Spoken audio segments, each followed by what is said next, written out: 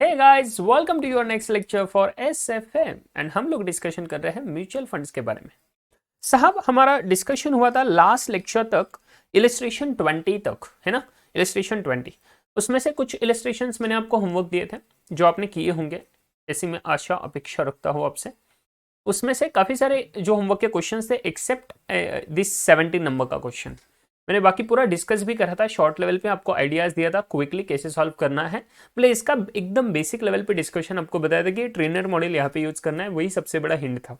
Because question में बोला नहीं है Treynor model, but how to identify that, उसके लिए मैं ये क्वेश्चन डिस्कस करने वाला था। इसलिए मैंने लास्ट लेक्चर में आपको बोला था नेक्स्ट लेक्चर में हम इलस्ट्रेशन 17 डिस्कस करेंगे।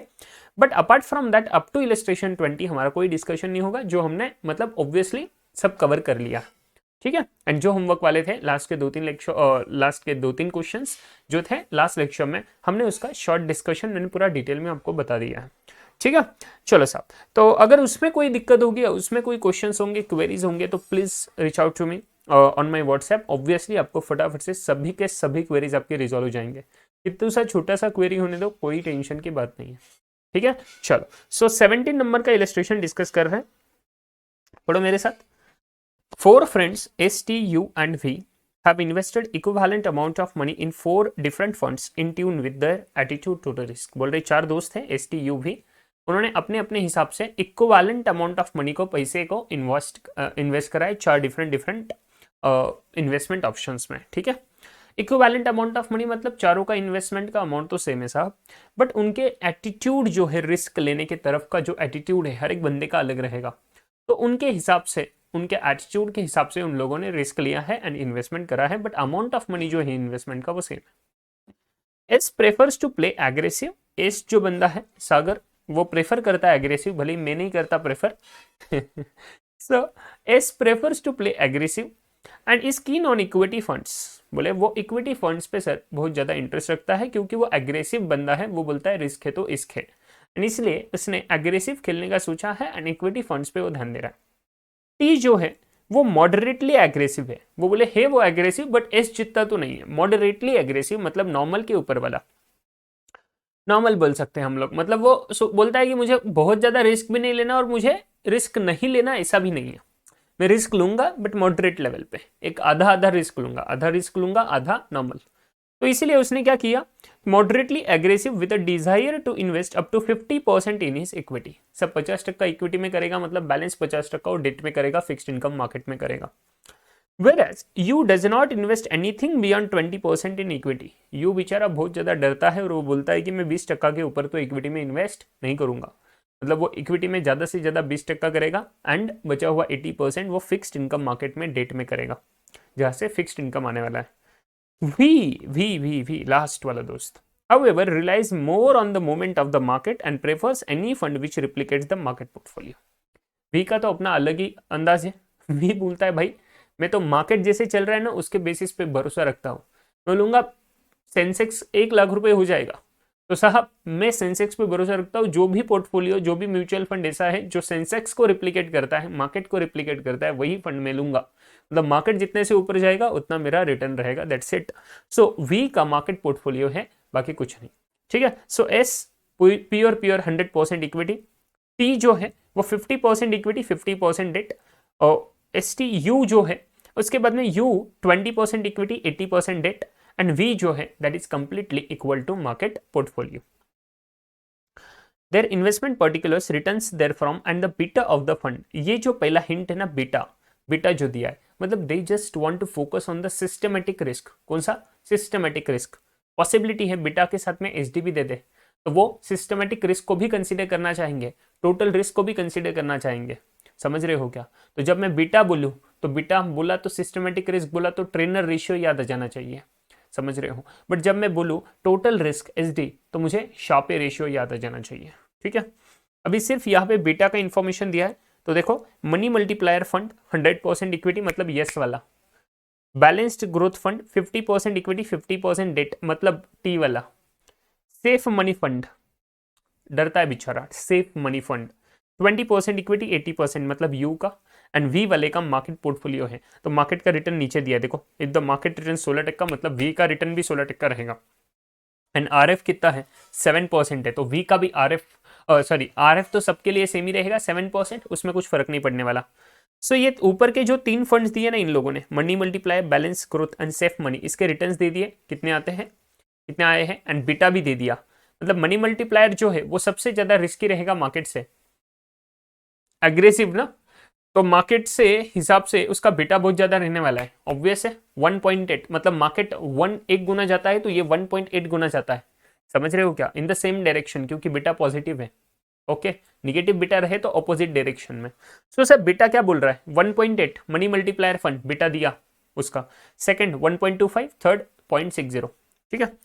If the market return was 16%, market return अगर 16% है, आर एफ 7% है, तो in that scenario which of the 4 friends were rewarded better पर unit of risk taken. Question क्या पूछ रहे, ध्यान दो, क्वेश्चन पूछ रहे चारों दोस्तों में से कौन से दोस्त को सबसे ज्यादा बेटर पर unit of risk, rewarded better पर यूनिट ऑफ रिस्क टेकन, मतलब उसने जितना रिस्क लिया, उस बंदे ने, चारों दोस्त में से हर एक बंदे ने जितना रिस्क लिया पर यूनिट ऑफ रिस्क, उसके कंपैरिजन में कितना सबसे ज्यादा रिटर्न मिला।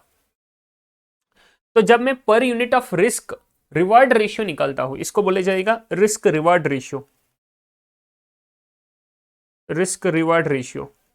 एंड रिस्क रिवार्ड रेशियो में हमारे पास में कौन से हैं, सबसे दो major ratios, obviously we have, इसके अलावा भी we have the ratio, but दो मेजर रेशियो कौन से रिस्क रिवार्ड के मेरे पास में, शार्पे रेशियो एंड इसके बाद में ट्रेनर रेशियो।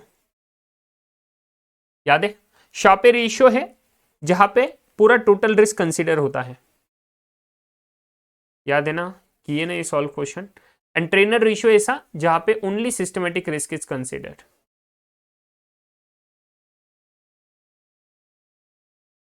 जब टोटल रिस्क है माने H D, standard deviation, sigma, जब सिस्टमेटिक रिस्क है that is indicated by beta.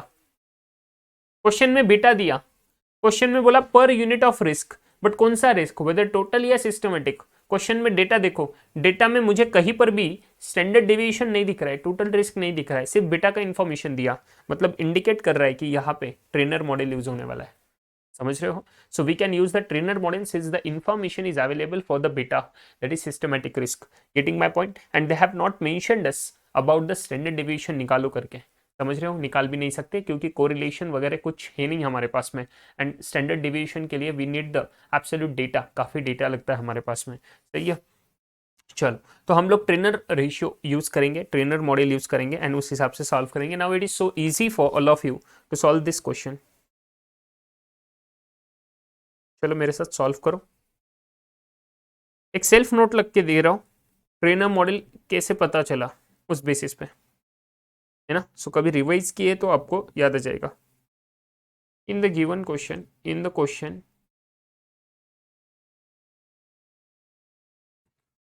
only risk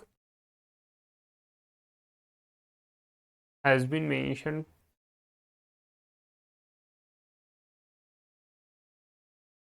for calculating but not specifically given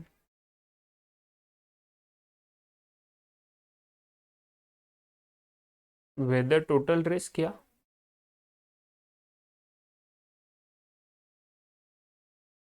और systematic risk only।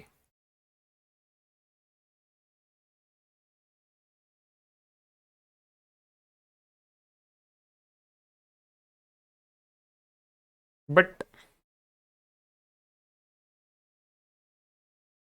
question gives us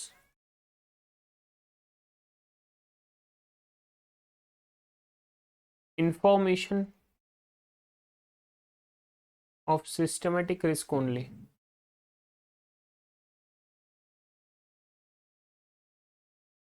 which is indicated by beta,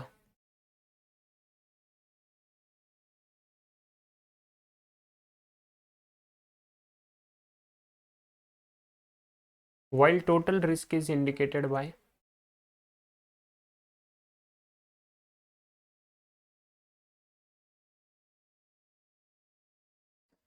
standard deviation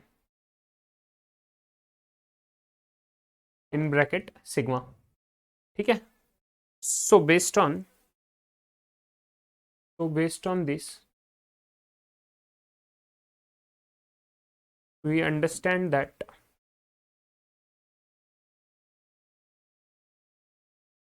we need to use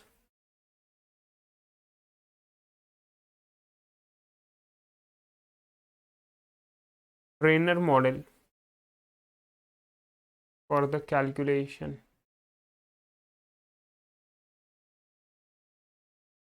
समझ रहे हो, बस self note लिखा के दिया है for better understanding. I hope you guys are absolutely clear.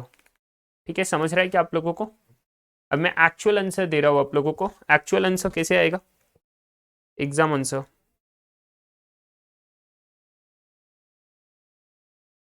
हमें ट्रेनर रेशियो निकालना है। What is Treynor ratio?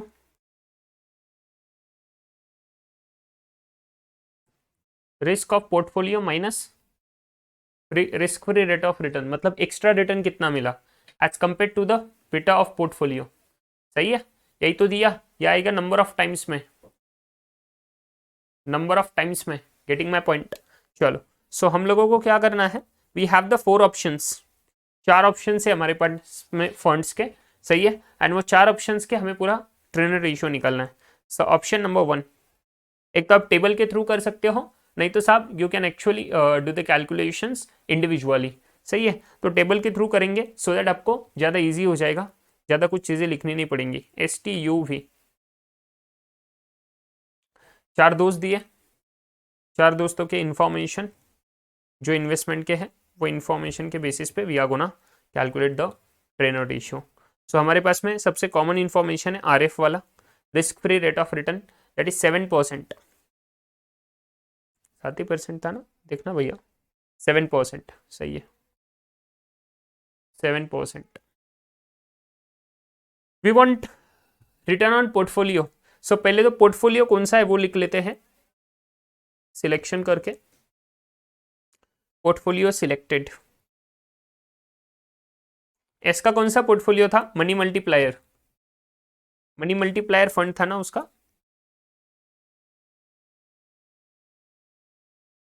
Money multiplier, उसके बाद में बैलेंस्ड ग्रोथ टी का,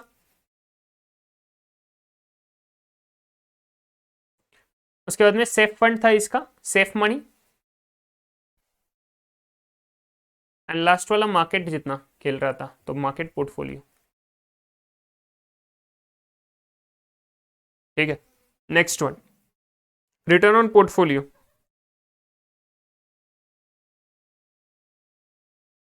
दिया हुआ इंफॉर्मेशन 23.5, 16.5, 12.5।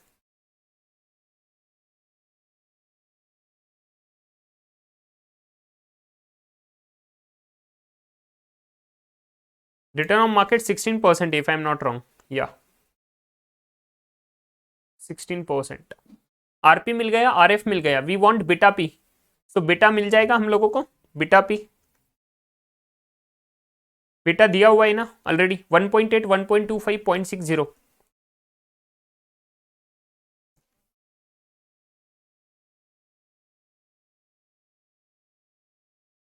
सर ये लास्ट वाले में बीटा क्या आएगा? Hey guys, please tell me what should be the beta of last. अरे सर यहाँ पे तो मार्केट पोर्टफोलियो बोला ना, तो मार्केट का मार्केट के साथ तो बीटा तो 1 ही रहेगा ऑब्वियसली। मार्केट का मार्केट के साथ बीटा तो 1 ही रहेगा ना, because beta is what, beta is कि पोर्टफोलियो का मार्केट के साथ क्या रिलेशन है। जब मैं पोर्टफोलियो के जगह पे भी मार्केट ही ले रहा हूं एंड सर उसका कंपैरिजन भी मार्केट के साथ ही कर रहा हूं, तो क्या कंपैरिजन होगा? दोनों सेम ही तो है, सो बीटा तो 1 ही बनेगा मेरा, logical. So beta of market portfolio should be 1। ठीक है, ये जानबूझ के मैंने रेड फॉन्ट में लिखा क्योंकि आपको दिक्कत आएगा। This is the market portfolio, समझ रहे हो, एंड दैट्स वाई 1 आएगा बेटा।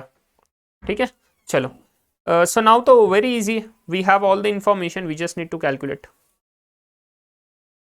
Trainer ratio. करो कैलकुलेशन, 23.5 माइनस 7 डिवाइडेड बाई 1.8, ये बन रहा है 9.17। टाइम्स में प्लीज परसेंटेज मत लिखना।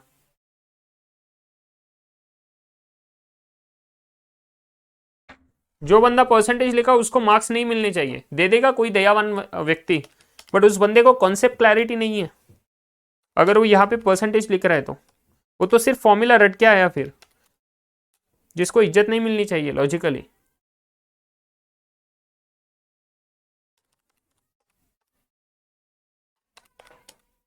$9.17, oh my god, S and U का तो सेम ही आ गया रे, 16.79। ठीक है, तो सर इस बेसिस पे मुझे क्या समझ में आ रहा है, ये लोग हमें क्या पूछे थे क्वेश्चन में कि which of the four friends were rewarded better, कौन से फ्रेंड को सबसे ज्यादा रिवार्ड मिला। तो सर ये दोनों को सबसे ज्यादा रिवार्ड मिला, देख रहे हो क्या, बिकॉज इनको जो एक्स्ट्रा रिटर्न मिला वो रिस्क के 9.7 टाइम्स है, 9.17 टाइम्स है, इसको 9 टाइम्स मिला जो जिसने मार्केट से मार्केट जितना परफॉर्म किया। तो मतलब ये जो दो फंड थे, safe money and after that money multiplier, ये दोनों फंड्स मार्केट को ओवर परफॉर्म करे, मार्केट को ओवर परफॉर्म करे एंड 9.17 टाइम्स एक्स्ट्रा रिटर्न दिया as compare to the risk taken. समझ रहे हो? Hey guys, are you getting my point? बहुत एक्सेप्शनल गेन नहीं है, बहुत एक्सेप्शनल एक्स्ट्रा नहीं दिया, 9 टाइम्स एंड 9.17 टाइम्स, बट फिर भी कंपैरिजन करे तो बेटर ही है ना। सो वही तो चाहिए हम लोगों को। So what should be my conclusion? Ranking दे दे क्या हम इसको? रैंकिंग देंगे तो और बेटर लगेगा। 1, ये दोनों को सेम रैंकिंग जाएगा, इसको सेकंड एंड इसको थर्ड। ठीक है, गेटिंग माय पॉइंट? चलो तो इस बेसिस पे कंक्लूड करेंगे।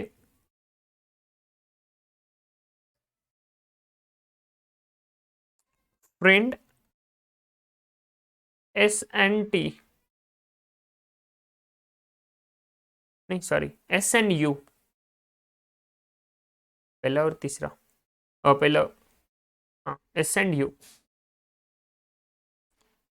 could achieve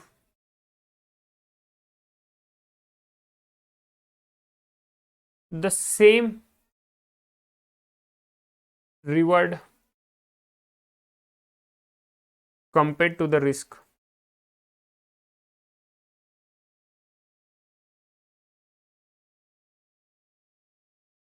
with the portfolio with the money multiplier and safe money fund.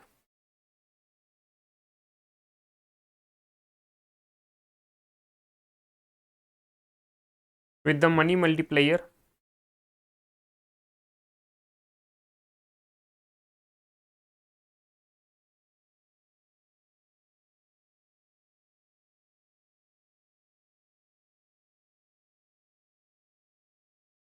respectively.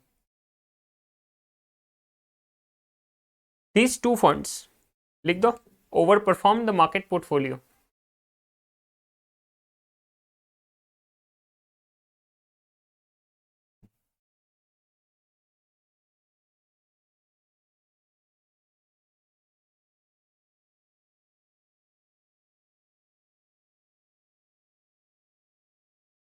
Where V has invested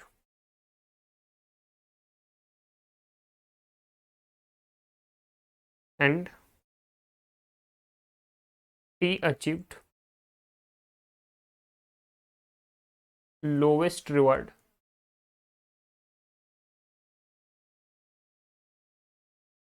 through balanced growth rate, balanced growth fund as compared to others.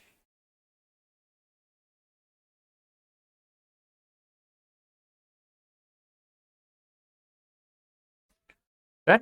हमने बता दिया S and you को सबसे ज्यादा return मिला जो market से ज्यादा था, एंड वी को सबसे कम, वी को सेकंड रैंक पे मिला जो मार्केट पोर्टफोलियो में इन्वेस्ट करा, एंड टी को सबसे कम मिला जिसने बैलेंस्ड ग्रोथ में इन्वेस्ट किया था एज कम्पेयर टू अदर्स। तो वेरी इजी क्वेश्चन गाइज, काफी टाइम लगा दिया हमने इलस्ट्रेशन नंबर 17 में। ठीक है ना, इसका इतना इज्जत नहीं बनता रिस्क इतना टाइम देने का। ठीक है, चलो, बट कोई दिक्कत नहीं। I hope you guys are clear. Let's move to next question. Illustration number 21. Somnath investments have floated equity based fund scheme. Equity based fund scheme में एक फ्लोट किया है जिस स्कीम का नाम है x cube. The funds which will be invested only in stocks, सिर्फ stocks में, and bonds of the infrastructure and construction companies. Stocks and bonds में इन्वेस्ट करेगा इंफ्रास्ट्रक्चर एंड कंस्ट्रक्शन कंपनीज का। 60% of the fund value is invested in companies engaged in commercial construction services, and the 40% is companies in companies engaged in the developing residential colonies and townships। ठीक है, 60% पैसा ऐसे ऐसे companies में लगाएंगे जो commercial construction services में काम करते हैं, 40% ऐसे कंपनीज में लगाएंगे जो रेसिडेंशियल कॉम्प्लेक्सेस, कॉलोनीज को, टाउनशिप्स को कंस्ट्रक्ट करते हैं।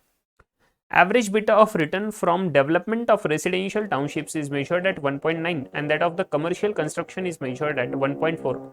बोले रेसिडेंशियल टाउनशिप्स वाले जो कंपनीज है वहां से एवरेज बीटा ऑफ रिटर्न कितना बनता है 1.9, एंड जो कमर्शियल कंस्ट्रक्शन वाले हैं वहां पे बीटा थोड़ा कम होता है क्योंकि कमर्शियल है, तो 1.4 का बीटा आता है। The benchmark index yields 11.20% return।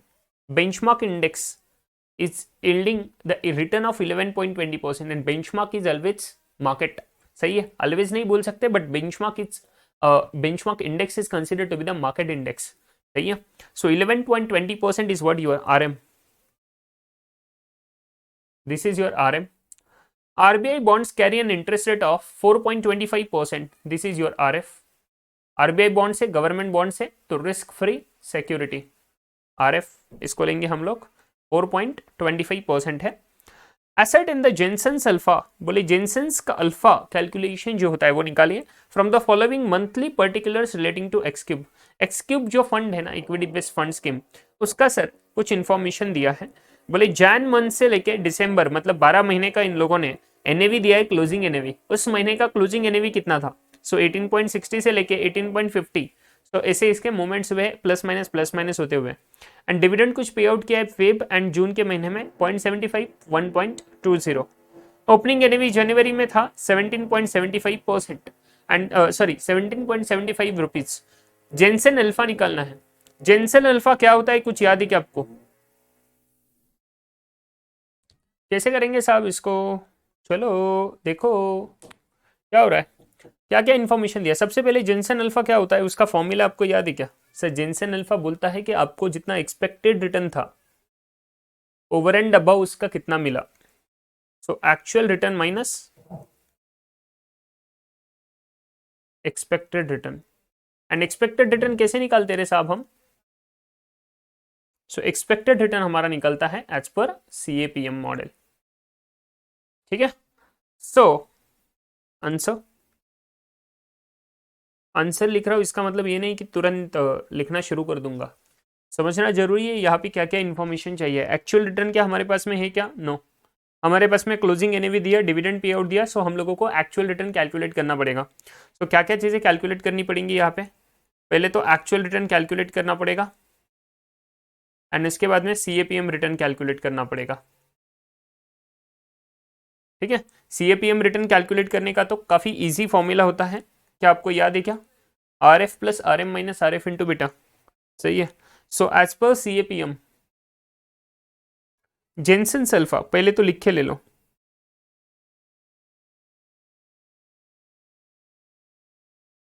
Calculates the amount of extra return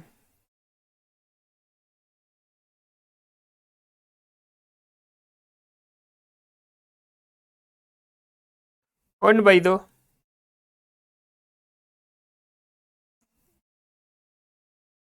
investor over and above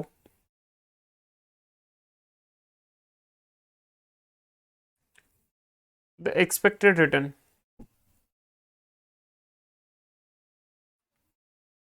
as per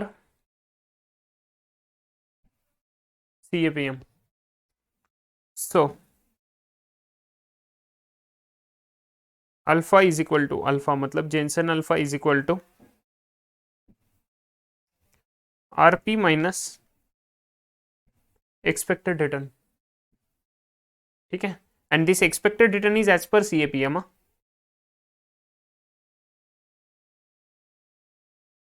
getting my point? So very first thing we need to calculate the actual return of the portfolio। so very first calculation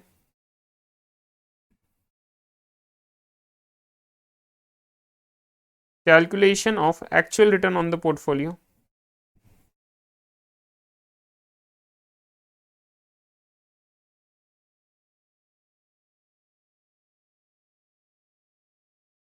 actual return कैसे आएगा रे साहब? हमारे पास में months दिए हुए हैं, मंथ्स के एनएवी दिए हुए हैं। सो हम लोग देखेंगे हर महीने का कैपिटल एप्रिसिएशन कितना हुआ। तो मंथ, उसका क्लोजिंग एनएवी, उसमें से ओपनिंग एनएवी करेंगे लेस, तो हम लोगों को मिलेगा उस महीने का कैपिटल एप्रिसिएशन। बट यहाँ पे सिर्फ कैपिटल एप्रिसिएशन है क्या? नो, डिविडेंड पे आउट भी है 2 महीने का, तो उसके वजह से 2 महीने के डिविडेंड की वजह से हमारा एक कॉलम बढ़ जाएगा, डिविडेंड पे आउट। सही है, डिविडेंड पे आउट, तो डिविडेंड बोलता हूँ बस मैं इधर। फिर टोटल रिटर्न लेना पड़ेगा हम लोगों को, टोटल रिटर्न, रिटर्न बोलता हूँ, रिटर्न अमाउंट, एंड यहाँ पे आएगा रिटर्न परसेंटेज। तो उस महीने के ओपनिंग एनएवी के ऊपर कितना रिटर्न परसेंटेज आया, रिटर्न का amount divided by opening NAV, हम लोगों को वो मिल जाएगा कैलकुलेशन। सो यहाँ पे अगर मैं बोलूँ, हमें अगर दिखाना है यहाँ पे कैलकुलेशन कैसे होगा, तो इस कॉलम को नंबर दे देते हैं, closing NAV, third one, fourth one, fifth one. Return कैसे बनेगा मेरा? फिफ्थ नंबर रिटर्न कैसे बनेगा मेरा? मेरा क्लोजिंग 2 - 3 + 4 एंड परसेंटेज 6 नंबर का, ये रिटर्न जो आया divided by opening NAV into 100। So 6 = 5/3 into 100। ठीक है, परसेंटेज में चाहिए तो। Getting my point? सो चलो हम लोग फटाफट फटाफट कैलकुलेशन करेंगे। Jan, Feb, March, April, May, June, July, August, September, October, oh my god मुझे यहाँ पे जगह नहीं मिल रही, नवंबर एंड दिसंबर। नीचे बहुत खिचड़ी होने वाला है, मुझे पहले ये ना लाइंस प्रॉपर करके लेने पड़ेंगे फिर।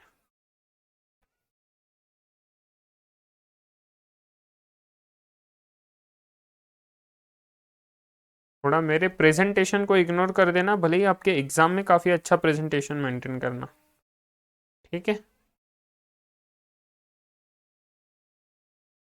मेरे प्रेजेंटेशन से कुछ फ़र्क नहीं पड़ने वाला साहब, आप लोग प्लीज़ अच्छा प्रेजेंटेशन करो, ठीक है? चल, जैन का क्लोजिंग, जैन का closing and opening, opening Jain का था 17.75, 18.60, तो ये आएगा 18.60, 17.75। सभी मंथ्स के क्लोजिंग एनएवी लिख लेते हैं 17.80। अब मैं फटाफट से लिख के ले लेता हूँ पहले, बार बार ऊपर जाऊंगा तो सर ये गड़बड़ हो जाएगा, कितना टाइम जाएगा वेस्ट। 17.80, 18.20, 18, 17.80, 16.80, 17.20, 17.80, 17.90, 18.10, 18.80, 18.50, एंड लास्ट मंथ का क्लोजिंग जो है वो करंट मंथ का ओपनिंग बनेगा। सो ये सब कॉपी पेस्ट करना पड़ेगा।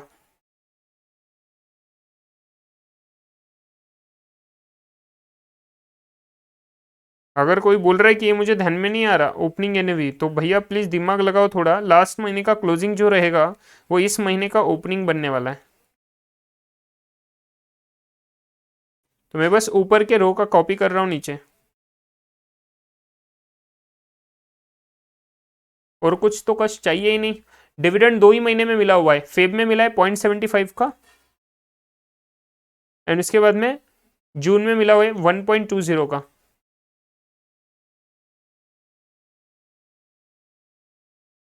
करो calculation, 2 minus 3 plus 4, closing minus opening plus dividend, तो बाकी जगह तो कुछ है नहीं, 0 0। ठीक है, सो ये कैलकुलेशंस आपके बनेंगे, मैं कॉपी कर रहा हूँ, प्लीज आप लोग 2-3 कैलकुलेट कर लो एंड बाद में कॉपी कर लो, बिकॉज ये बच्चों का कैलकुलेशन है ना, छोटे बच्चे भी इसको कर देंगे।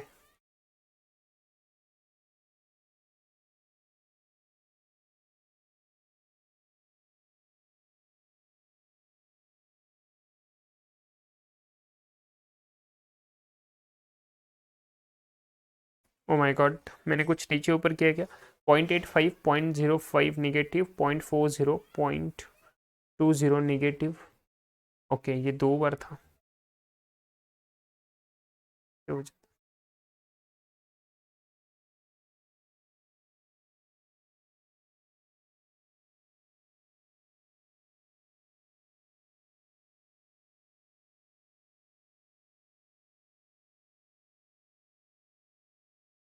ठीक है, इधर मुझे नीचे टोटल भी लेना है एक्चुअली इसका, बट ठीक है आप लोग एक और एक रो लगेगा हमें टोटल का। Return percentage 0.85 divided by 17.75 into 100, 4.79%, negative 0.27%,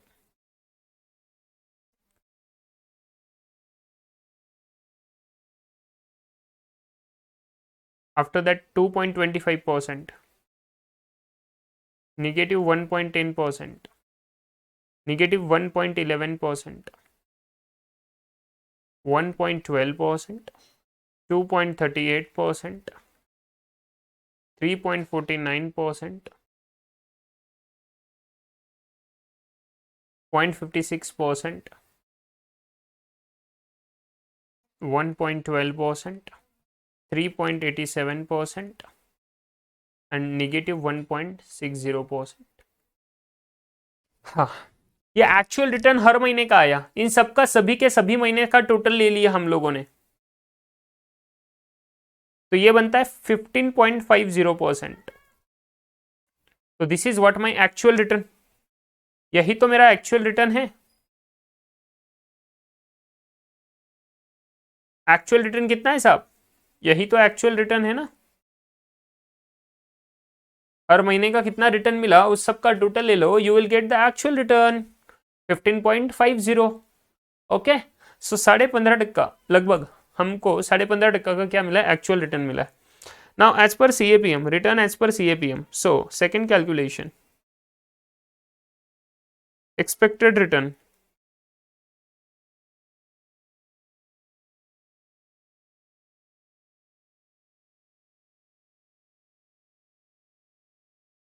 expected return as पर CAPM, एक्सपेक्टेड रिटर्न एज पर CAPM कितना आता है साहब, एज पर CAPM क्या रिटर्न निकलता है, ER is equal to RF plus RM minus RF into beta. क्या हमारे पास में बीटा है क्या पोर्टफोलियो का, no sir we don't have the beta, go to the question and they have told us the beta of 1.90 and 1.40, but sir we know कि 1.90 जो है वो है रेसिडेंशियल का एंड 1.40 जो है वो है कमर्शियल का, तो सब इसका हम लोगों को वेट पता है, and beta of the portfolio is the weighted average of the portfolio का जो एलिमेंट है, यहाँ पे पोर्टफोलियो के 2 एलिमेंट है, 40% is in residential, 60% is in commercial, so commercial का जो बीटा है उसको उसके वेट से मल्टीप्लाई करेंगे, वेटेड एवरेज लेंगे, रेसिडेंशियल का मल्टीप्लाई करके दोनों का sum, so calculation of beta of the portfolio यहीं पे दे दो स्टार मार्क करके,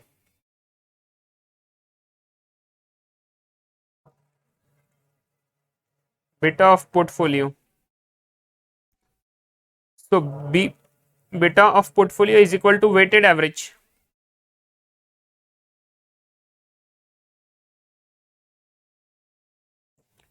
कमर्शियल का बीटा कम रहेगा, समझ रहे हो क्या, सो कमर्शियल का बीटा कम रहने वाला है, कमर्शियल का बीटा 0.40 वेटेज उसका, कमर्शियल का वेटेज कितना है रे, कमर्शियल का वेटेज है 60%, but 1.4 is the beta, 60%,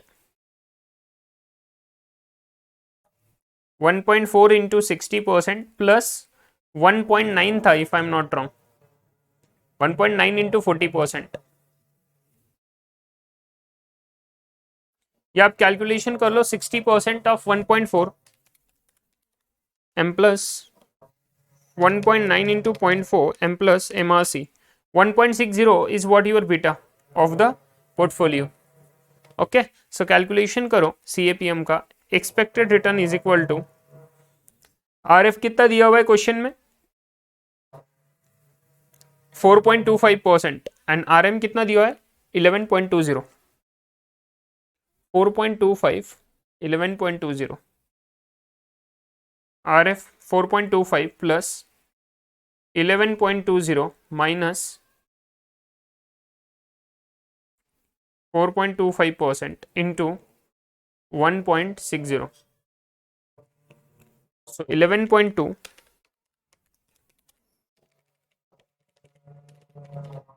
4.25 into 1.6 plus 4.25 15.37%.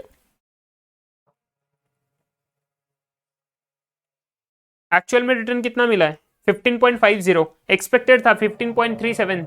Oh my God, very very good, काफी अच्छा पोजीशन है। So Jensen alpha is equal to positive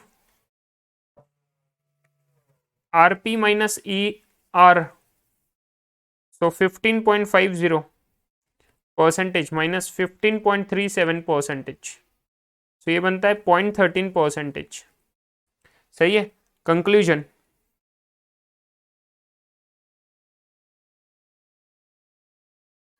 since Jensen alpha is positive, since Jensen alpha is positive, the portfolio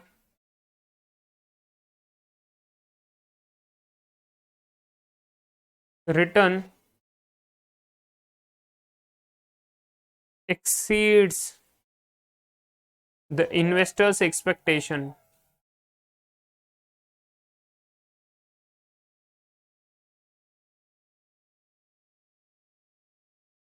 and outperform the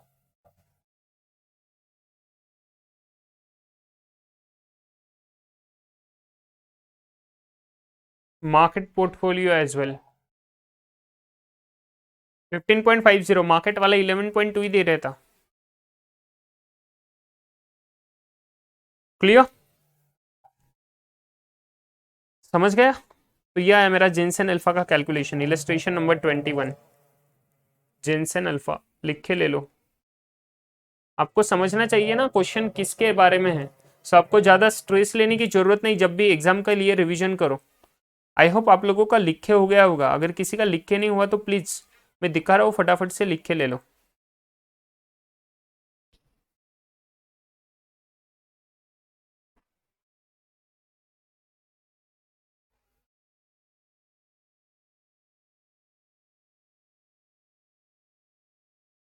फटाफट से लिखो।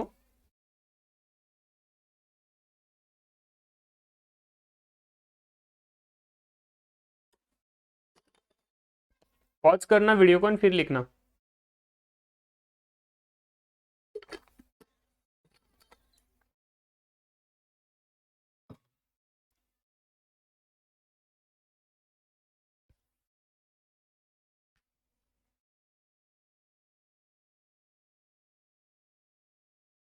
Easy था काफी। Illustration number 23,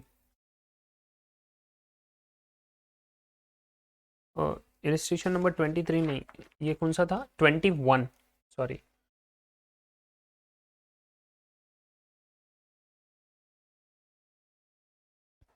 चल pause करके लिख लो, मैं फटाफट मूव कर रहा हूँ आगे विद द नेक्स्ट इलस्ट्रेशन। चलो साहब, illustration number 22, again the Jensen alpha है। ये फटाफट डिस्कस करेंगे, ज़्यादा टाइम नहीं लगाएंगे इसमें। इलस्ट्रेशन नंबर 22, ये क्लास वर्क ले लो फटाफट। This one is again the Jensen alpha का कैलकुलेशन। क्लास वर्क लो, क्लास वर्क का मतलब समझता है, अभी बोलने की जरूरत नहीं पड़नी चाहिए। पॉज करो वीडियो को, फटाफट ये क्वेश्चन पढ़ के सॉल्व करना शुरू कर दो, एंड फिर चेक करना, ड्राफ्ट में सॉल्व करना, बाकी कॉन्फिडेंट नहीं रहे तो ड्राफ्ट में करना, कॉन्फिडेंट हो तो डायरेक्ट कर सकते हो, कोई दिक्कत नहीं है। Check it out. The following particulars are furnished about the 3 mutual fund schemes P Q and R. P Q and R की इंफॉर्मेशन दी है, डिविडेंड कितना मिला, कैपिटल एप्रिसिएशन दिया तीनों का, ओपनिंग एनएवी दिया, बीटा दिया। So very easy sir, returns निकाल लो, capital appreciation plus dividend distributed, total return divided by opening NAV, percentage मिल जाएगा, टोटल परसेंटेज ले लो, क्या मिल जाएगा आप लोगों को, टोटल परसेंटेज से एक्चुअल रिटर्न, बीटा दिया हुआ है। सो वेटेड एवरेज बीटा ले लो scheme P Q and R का, वेट्स दिए क्या देख लो, asset in the alpha of the 3 schemes and evaluate their performance if the government of India bonds carry out the interest rate of 6.84%।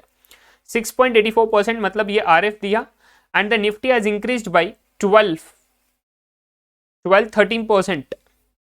ये क्या बोल रहे हैं, एक सेकंड होल्ड करो, देखने दो मुझे, यहाँ पे बस है ना थोड़ा करेक्शन कर लो, जिसके पास में ये है 12, वो सेमीकोलन नहीं चाहिए था, 12.13% है वो, इंक्रीज्ड टू, ऐसा कर लो, मतलब दिस 12.13% इज द आरएम। तीनों स्कीम दिए, सॉरी मैंने टोटल रिटर्न बोल दिया ना आपको, टोटल रिटर्न नहीं आएगा यहाँ पे, तीनों स्कीम है, वो पिछले क्वेश्चन के फ्लो में टोटल रिटर्न निकाल लिया, जरूरत नहीं पड़ेगा, तीनों स्कीम्स दिए हैं, तीनों स्कीम्स का एक्चुअल रिटर्न निकालेंगे, एक्चुअल रिटर्न निकालेंगे यहाँ पे। सो ये दोनों का summation divided by 32, so actual return मिलेगा R F plus R M minus R F into beta, R F दिया हुआ है, आर एम दिया हुआ है, R M minus R F किया इंटू बीटा ये दिया हुआ है। सो हमें एक्सपेक्टेड रिटर्न मिल जाएगा, इसी का एक्चुअल रिटर्न जो आएगा उसको एक्सपेक्टेड से कंपेयर करो, सो आप लोगों को मिल जाएगा इसका जेनसेन अल्फा। समझ रहे हो दोनों का डिफरेंस, तीनों का जेनसेन अल्फा निकालो एंड रैंकिंग कर लो, इवैल्यूएट कर लेना परफॉर्मेंस कौन सा रैंक, पहला दूसरा तीसरा क्या है क्या नहीं है। ठीक है, काफी इजी है, अगर मैं एकदम शॉर्ट में सॉल्व करना चाहूँ इसको, मैं ज्यादा कैलकुलेशन में टाइम स्पेंड नहीं करूंगा। पी क्यू एंड आर, मेरे पास में इसका सीएपीएम का रिटर्न कितना बनता है,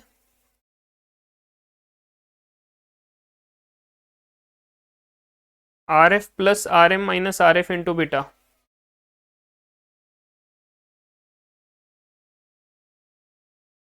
तो आर एफ दिया हुआ है 6.84%, सॉरी ये काफ़ी मैंने ये कर लिया बड़ा, सो सी ए पी एम कर लेता हूँ सिर्फ मैं, सी ए पी एम का कैलकुलेशन, उसके बाद में एक्चुअल रिटर्न का कैलकुलेशन, आर पी बोल सकते हो आप यहाँ पे, बट मैं आर पी नहीं बोलूँगा क्योंकि पी क्यू आर में वो आर पी आ रहा है नेम, सो ऐसे इंडिकेट करता हूँ एक्चुअल रिटर्न को। ठीक है, एंड देन दोनों का डिफरेंस ले लो, A R minus C A P M, तो ये एक्सपेक्टेड रिटर्न हुआ, ये ए आर हुआ, so A R minus E R is equal to alpha. ठीक है, ऐसे ही आप लोग कैलकुलेशन कर सकते हो, बस आपको डिटेल में दिखाना पड़ेगा सी ए पी एम का calculation, R F plus R M minus R F into beta, so 12.13 minus एक ही कैलकुलेशन करूंगा मैं, 6.84 इंटू बीटा कितना बनता है पी का 1.46 प्लस आर एफ 6.84, ये मिलना चाहिए 14.56%। सेकेंड कैलकुलेशन आएगा 12.66%, थर्ड कैलकुलेशन आएगा 14.25%। ठीक है, actual return 1.75 plus 2.97 divided by 32 into 100, 14.75% minus 14.56 कर लो, अल्फा मिल जाएगा 0.19%। नेक्स्ट चलो कर ही लेता हूँ कैलकुलेशन अभी, actual return 3.53 divided by 27.15 into 100, 13%, मैं rounded off up to 2 decimals कर रहा हूँ, प्लीज ध्यान रखना, नीचे नोट दे देना, 0.34%। Last one 1.3 plus 1.99 divided by 23.50 into 100, 14% minus 14.25 मतलब 0.25% निगेटिव। ठीक है, तो रैंकिंग क्या होएगा इसका 1 2 3, कर लिया इवैल्यूएट, नोट दे देना अप टू 2 डेसिमल।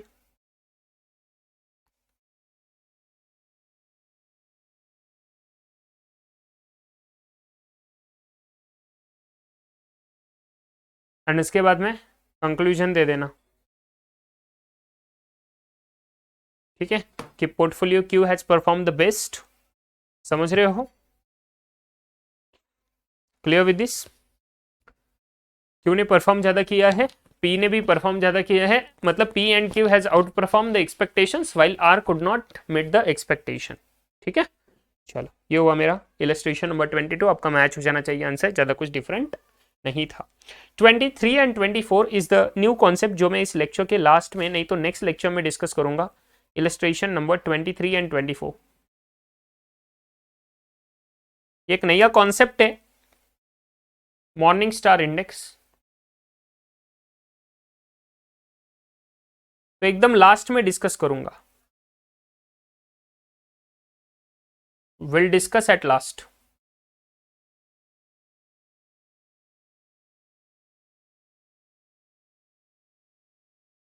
एकदम लास्ट में डिस्कस करूंगा मॉर्निंग स्टार इंडेक्स का क्वेश्चन। ठीक है, दोनों क्वेश्चन है, काफी इजी होता है वो, कुछ नहीं। ये फ्लो में बाकी सब खत्म कर रहे हैं। Illustration number 25 check out guys, come on. Pharma's का सिलेक्टिविटी मॉडल जो था ना, उसके रिगार्डिंग क्वेश्चन है। फार्मास में जो लिख के ले लो चाहे तो, एग्जाम में बनता है आजकल।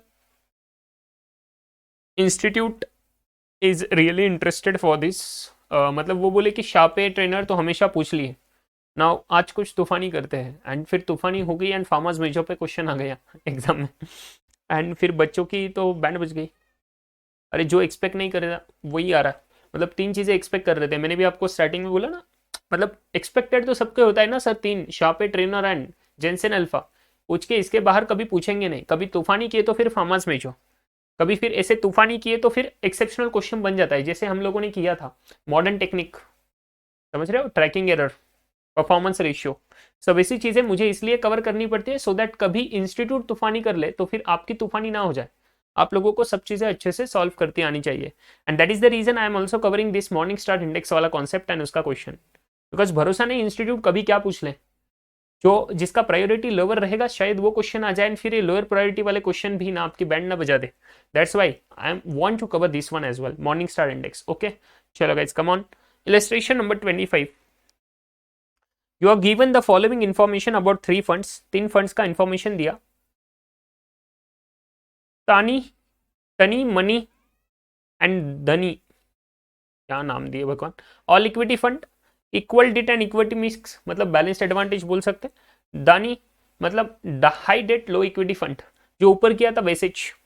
एवरेज रिटर्न दिया, स्टैंडर्ड डेविएशन दिया, कोरिलेशन विथ मार्केट दिया। Guys are you getting my point? Average return दिया तीनों का, स्टैंडर्ड डेविएशन दिया मतलब सिग्मा दिया, टोटल रिस्क, कोरिलेशन दिया मार्केट के साथ, मतलब R portfolio with the market. If risk free return RF 5%, return on market portfolio is the 16%, standard deviation of 4%, RM कितना 16%, standard deviation sigma M is 4%, ascertain the total gain and net gain under the farmer's net selectivity, and the second thing systematic risk and unsystematic risk। तो systematic risk unsystematic risk तो हम लोग निकाल सकते हैं, but उसके पहले हम लोगों को फार्मर्स नेट सिलेक्टिविटी याद करना पड़ेगा। तो फार्मर्स नेट सिलेक्टिविटी अगर आपको याद होगा तो हम लोग 2 चीजें करते थे फार्मा के इसमें, we bifurcated Jensen alpha. Jensen alpha क्या होता है उसको बाइफकेट करा हम लोगों ने।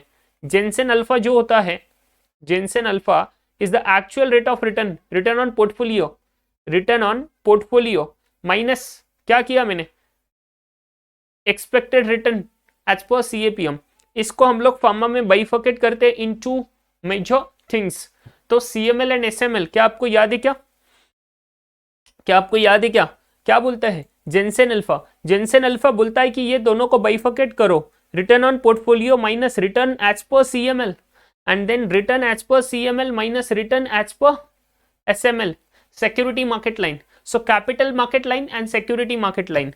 एंड फिर ये जो होता है ये बोलता है कि ये तुम्हारा किसके वजह से है, परफॉर्मेंस के वजह से।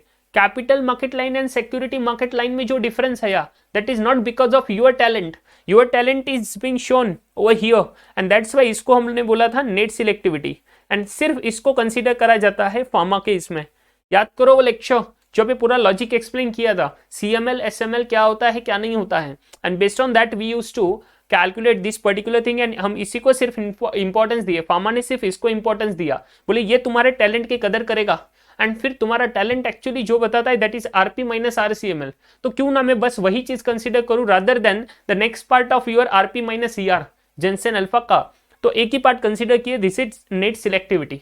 ओके, एंड इस नेट सिलेक्टिविटी का कैलकुलेशन करेंगे and you will be getting this pharma का net selectivity number. Okay, getting my point, are you guys clear?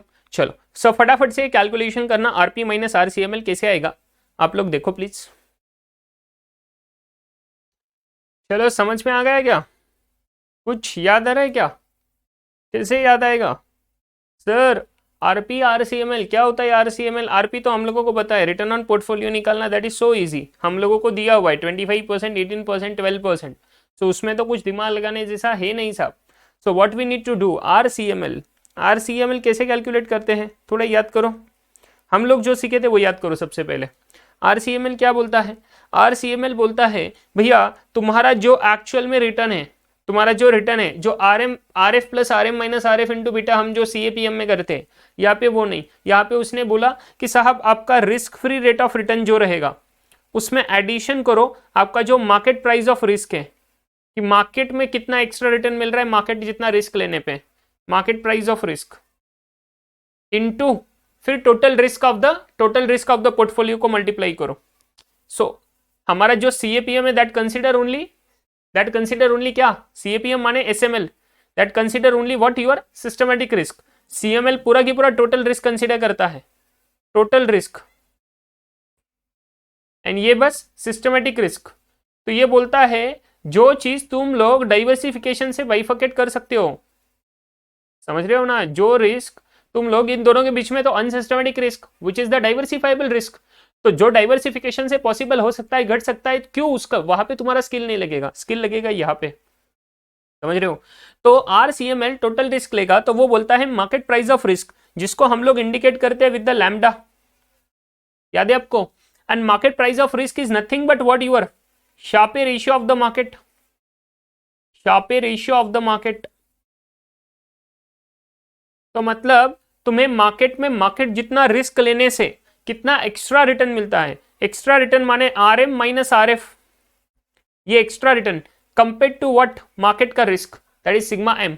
तो ये जो मार्केट के हिसाब से आपको मार्केट में रिस्क लेने के बजाय आपको कितना एक्स्ट्रा रिटर्न मिलता है, वो जो नंबर ऑफ टाइम्स आएगा उसको मल्टीप्लाई करो विद द पोर्टफोलियो का रिस्क, समझ रहे हो। एंड देन साहब पोर्टफोलियो का risk plus this is what your premium, pharma बोलता है ये तुम्हारा प्रीमियम रहेगा। एंड ये प्रीमियम जो है ना, ये जो प्रीमियम रहेगा ना, ये तुम्हें ओवर एंड एडिशन में RF में मिलना चाहिए। So as per total risk अगर मॉडल देखे तो बोलता है तुम्हारा इतना एक्सपेक्टेड रिटर्न होना चाहिए, this is expected return.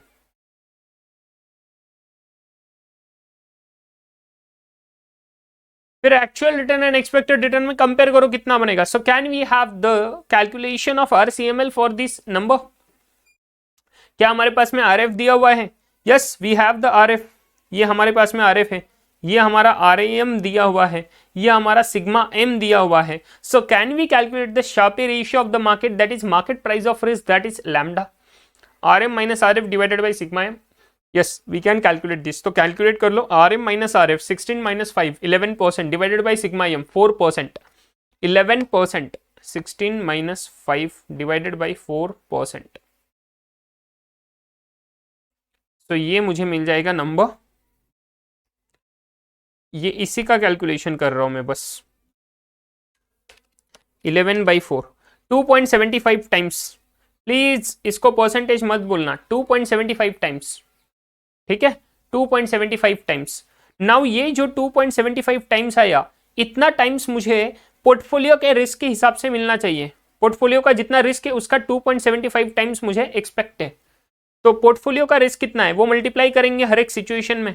Portfolio का रिस्क दिया हुआ है 10%, 5%, 3%, गेटिंग माई पॉइंट। तो वो मल्टीप्लाई करो, you will get that number, plus RF को ऐड कर दो, you will get the RCML, you will get the RCML मिलेगा आपको। एंड देन उस RCML को इस एवरेज रिटर्न से मल्टीप्लाई कंपेयर करो, you will get your total gain under the Fama's net selectivity, net gain as under Fama's net selectivity.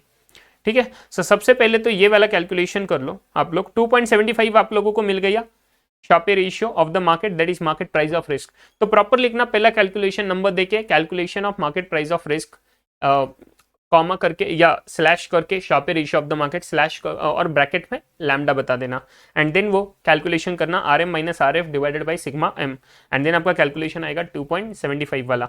Then उसके बाद में ये फॉर्मूला देना RCML, नहीं तो ये थोड़ा है ना, ये बना देना वहां पे। ठीक है, फार्मास नेट सिलेक्टिविटी, फार्मास सिलेक्टिविटी कौन सा आएगा, जिनसेन अल्फा को बाइफर्केट करके RP minus RCML is what your Fama का नेट सिलेक्टिविटी। इसको हम लोग पूरा की पूरा इग्नोर करेंगे, this is not considered in Fama's net selectivity. Why? Because this is diversifiable, तो वो बोलता है कि उसका कोई रिलेवेंस नहीं बनता, वो जो एक्स्ट्रा रिटर्न मिल रहा है वो इनएडिक्वेट डाइवर्सिफिकेशन के वजह से मिल रहा है। ठीक है, समझ रहे हो? तो RP माइनस RCML देंगे, वो कंसिडर करना जरूरी है, जो उसके स्केल के बेस्ट है, एंड फिर वो परफॉर्मेंस रहेगा उसका। तो RCML निकालोगे आप लोग ये फॉर्मूला के हिसाब से सभी के सभी ऑप्शंस के लिए। सो जो पोर्टफोलियो है मेरा, जो फंड्स है, तानी मनी एंड धानी, तानी मानी एंड दानी, सो तानी मानी एंड दानी,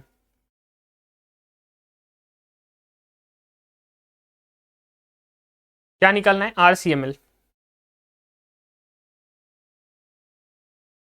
RCML कितना है? तानी का निकालो, RF प्लस, अभी ये कर लो ना, 2.75 into sigma P, 2.75 into 10 that is 27.5, 2.75 into 10 that is 27.5। Simple है। तो हम लोगों को क्या करना, सबसे पहले तानी RCML 2.75 into 10 that is 27.5% plus plus plus plus RF कितना आया? 5%, सो 27.5 प्लस 5% दैट इज 32.5%। ठीक है, उसके बाद में मानी का करो calculation, 2.75 into 5, 2.75 into 5, so 13.75% plus RF 5%, 18.75%, 18.75% is what your RCML। दानी 2.75 into 3 plus 5, 13.25% is what your RCML। ये कैलकुलेशन कैसे आया समझ रहा है कि आपको? ये ऊपर का कैलकुलेशन के बेस पे RF एंड सिग्मा P को बस इंसर्ट किया 2.75 के साथ। ठीक है, सो RCML मिल गया। उसके बाद में actual return of the portfolio, so RP ले लेता हूं मैं। ये तो दिया हुआ है क्वेश्चन में, average return 25, 18 and 12%, 25, 18 and 12%।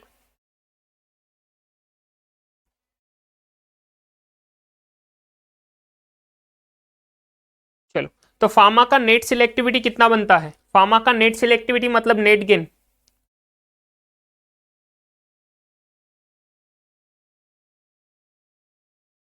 Pharma का नेट सिलेक्टिविटी मतलब नेट गेन। क्वेश्चन में नेट गेन का जो वर्डिंग बोला है, total gain is not your pharma's net selectivity. Pharma's net selectivity means net gain, total gain मतलब आपका this one Jensen alpha is what your total gain.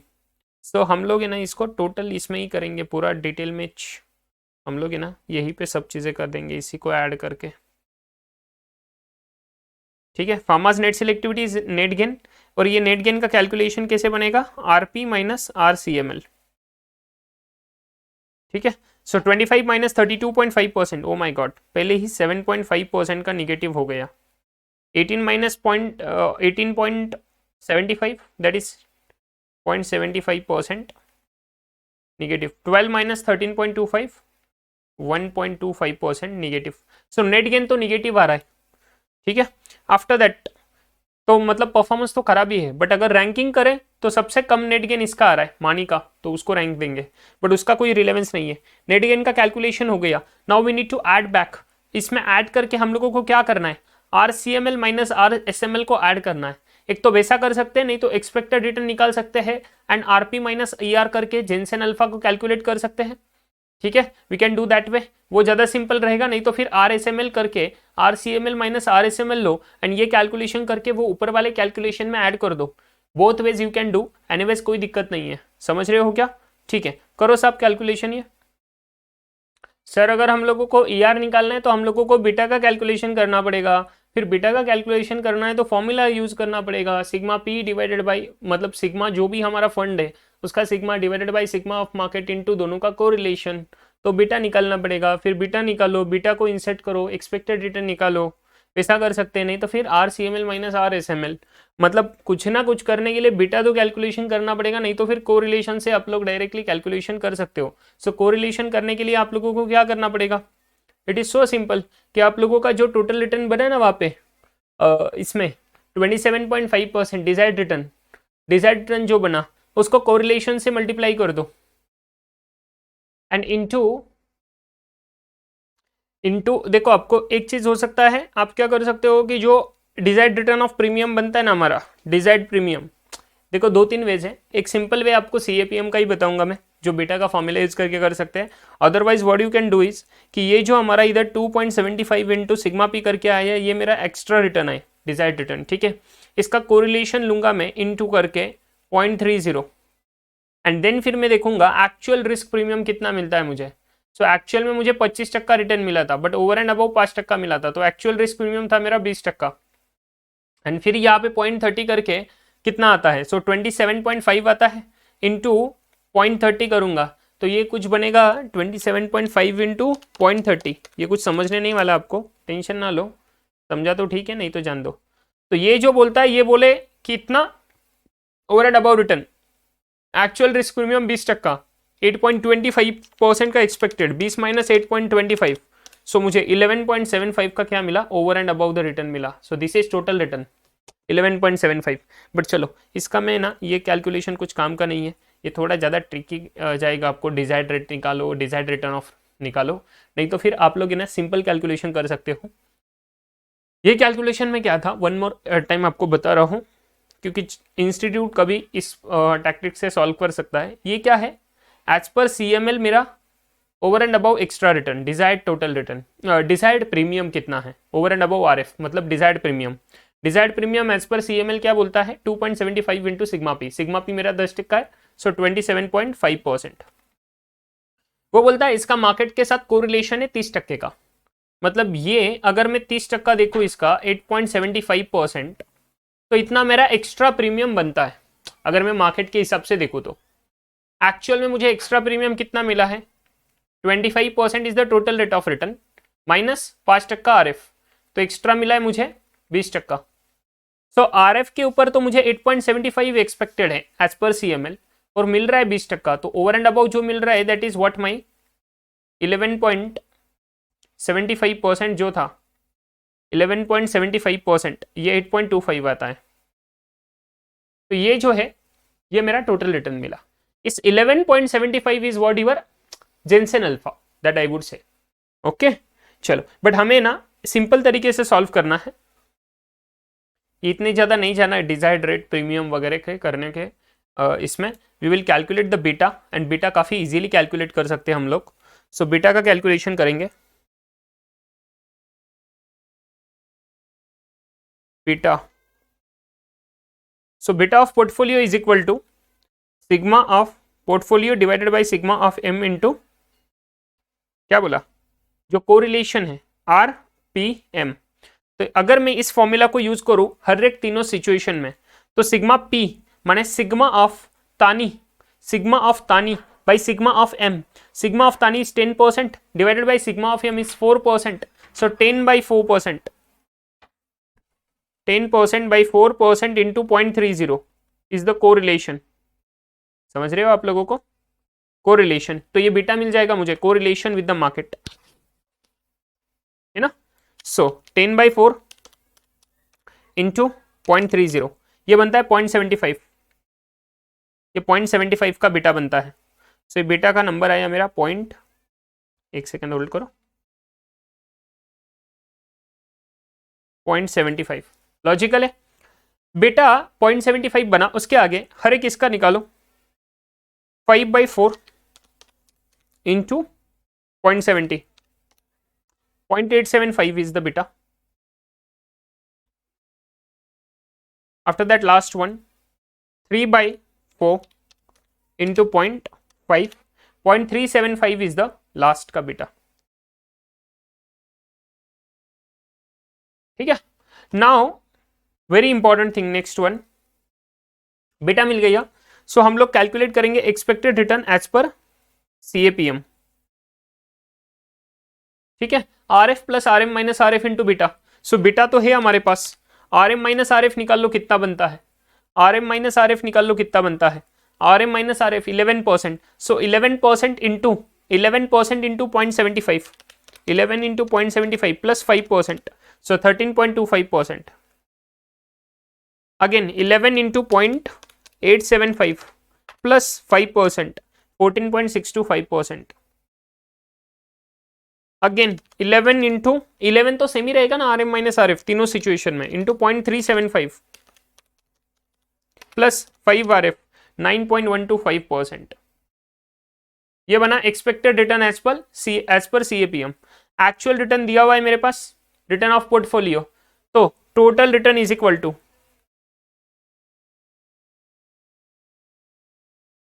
Jensen alpha is equal to RP minus ER, ये जो ऊपर आया। सो RP तो हमारे पास है 25% minus 13.25, this is 11.75%। Again sir next 18 minus 14.625, 3.375%। You can round off up to 2 decimals, कोई दिक्कत नहीं आएगा। 12 माइनस 9.125, 2.875%। सो ये बना मेरा टोटल रिटर्न जेनसन अल्फा। ठीक है, इसके लिए हम लोगों ने ER CAPM निकाला। ओके, सो ये पहले क्वेश्चन के हमारे दोनों के दोनों पार्ट्स खत्म हो गए। ठीक है, टोटल रिटर्न भी निकल गया एंड नेट रिटर्न भी हमारा हो गया, net gain, total gain, net gain. ठीक है, नेट गेन मतलब फार्मा का net selectivity. Okay, and total return is what your Jensen alpha. I hope you guys are clear. ये क्वेश्चन काफी इंपॉर्टेंट है, प्लीज इसको BER करके मार्क कर दो, क्योंकि इसमें सब चीजें कवर हो रही है। फार्मर्स मेजर तो एडिशनल आ ही रहा, बट एडिशनल टोटल रिटर्न मतलब टोटल गेन भी आ रहा है। This is what your total gain is what your, चाहे तो एक शॉर्टकट में बता देना, total gain is what your Jensen alpha and net gain is your Fama's major.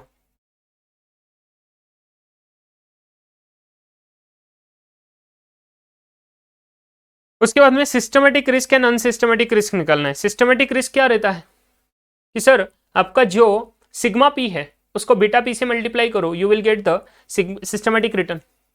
Okay, so 10% is what my sigma P, उसको मैं अगर beta देखूं 0.75 तो मुझे सिस्टमेटिक रिस्क मिल जाएगा। 75% of the total risk is what your systematic risk and unsystematic risk बचा हुआ। ये तो काफी इजी है कैलकुलेशन।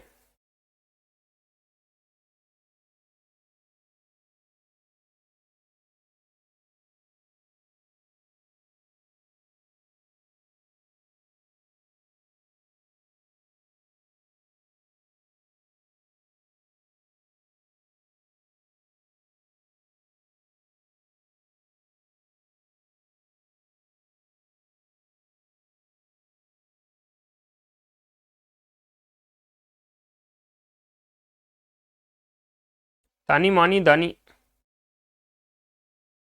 क्या होगा साहब इसका सिस्टमेटिक?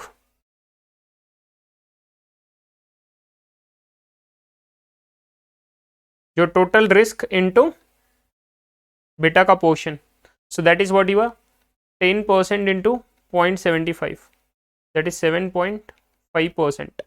आफ्टर दैट मानी का टोटल रिस्क कितना था 5%, 5% into beta 875,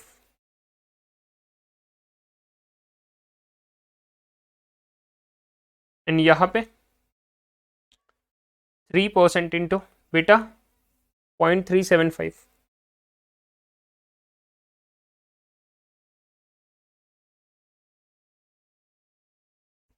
4.375%, 1.125%। Systematic risk, unsystematic risk बचा हुआ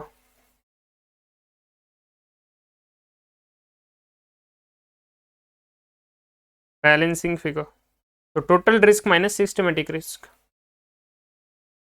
so 10 minus 7.5, 2.5%, 5 minus 4.375 is 0.625%, and 3 minus 1.125 is 1.875%।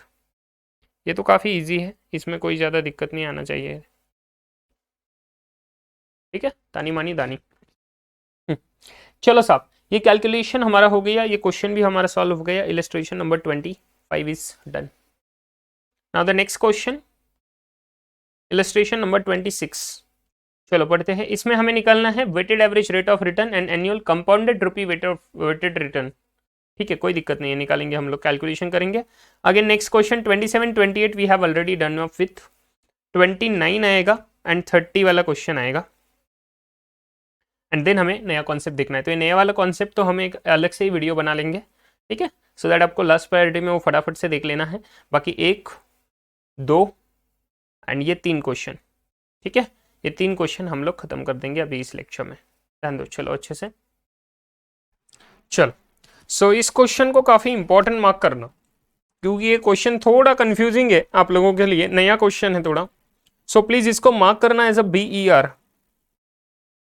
ठीक है, अब क्या ऐसा इंपॉर्टेंट चीज है ना, समझ जाएगा आपको। बाकी एनीवेज कैलकुलेशन मैथमेटिकल आएगा, weighted average rate of return, compounded annual rate of return, वो चीज है। But now let's understand the question. ठीक है, चलो सब क्या बोल रहे देख लो क्वेश्चन में, asset in the time weighted rate of return. पहले तो बोल रहे time weighted rate of return and then annual compounded rupee weighted rate of return. ये दोनों में क्या डिफरेंस है ये हमें समझ जाएगा ये क्वेश्चन सॉल्व करके। ठीक है, सबसे पहला पूछा time weighted rate of return and then आता है annual compounded rupee weight of return. Sir time weighted में सिंपल है सब, हम लोग क्या करते हैं ना, बैंक का कैलकुलेशन आपको पता है, simple interest and compound interest. So simple interest में तो सिंपल है साहब, 500 रुपए इन्वेस्ट किया तो 500 रुपए पे मान लो सर 5% मिलने वाला है 5 साल के लिए, क्या कैलकुलेशन, दैट्स इट, वो मेरा इंटरेस्ट बन जाएगा। कंपाउंड इंटरेस्ट में देखेंगे कंपाउंडेड एनुअली, बोले कंपाउंडेड एनुअली तो क्या करेंगे, पहले साल के लिए 500 रुपए पे 5% मिलेगा, फिर ये जो आएगा 525 रुपए, इस पे नेक्स्ट ईयर का 5%, फिर ये जो वैल्यू बनेगा उस पे नेक्स्ट ईयर का 5%। This is compounded. सो बचपन की बात है, ये बोलने की जरूरत नहीं है। नाउ अभी क्या होता, फिर भी बोल दिया। So guys what they want to say is कि ये जो time weighted rate of return है ना, this is kind of simple average rate of return. And annual compounded rupee weighted में क्या बोले कि तुम लोग वेटेज दो प्लस कंपाउंडिंग करो, वेटेज तो होने ही वाला है, कंपाउंडिंग करो, कंपाउंडिंग, ठीक है, एंड एनुअल रेट निकालो, कंपाउंड करके एनुअल रेट निकालो। ठीक है, चलो सो अभी सबसे पहले देखेंगे क्या इंफॉर्मेशन दिया है। From the following information given relating to the SOM fund, fund value at the beginning is 6 crore. So हम लोग एक टाइमलाइन बना देते हैं, कुछ टाइमलाइन जैसा इन लोगों ने इंफॉर्मेशन दिया है, तो